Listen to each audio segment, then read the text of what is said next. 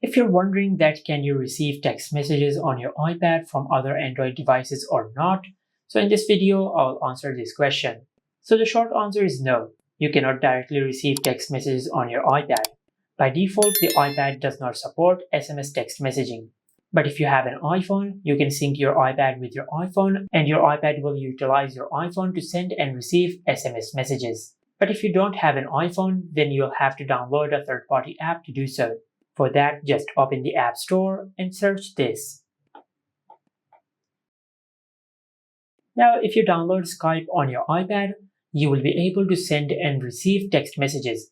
But keep in mind that this app is not free. You will have to buy the subscription of this app to send and receive text messages. If you want a free alternative, then just go back and in the search bar just search this. Another option is that you can use Google Voice, but this app is not available in all regions and this app is free only in the United States.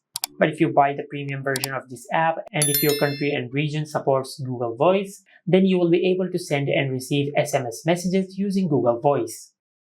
And this is it. Make sure to like, comment and subscribe. Thank you for watching.